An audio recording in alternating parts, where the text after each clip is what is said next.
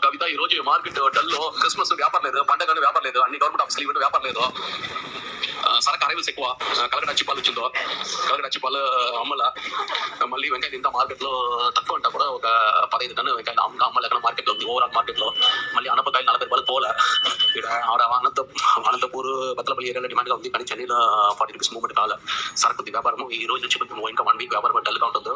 మనకు half yearly exam leave వదిలినారు, దానివల్ల జనాలు ఎందరో సిటీ నుంచి బయట పోతున్నారు. పల్లికి వెకేషన్ కదా, వ్యాపారం తక్కువ ఉంటుందమ్మా. ఇది మీ వాయిస్ లో కొంచెం ట్రాన్స్ఫర్ చేయండి.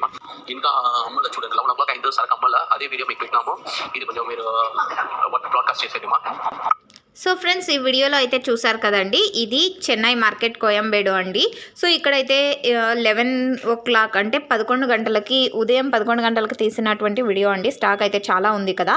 సో ఎందుకంటే క్రిస్మస్ కారణం చేత, పండగ కారణం చేత స్టాక్ అయిపోలేదు. అండ్ అరైవల్స్ అంటే ఎక్కువగా సరుకు కూడా వచ్చింది, బట్ ఇక్కడ సేల్ అనేది కొంచెం పండగ ఎఫెక్ట్ పడింది. సో అందువలన ప్రైస్ అనేది కొంచెం తగ్గింది, ఈరోజు స్లో అయింది అని చెప్పారనమాట.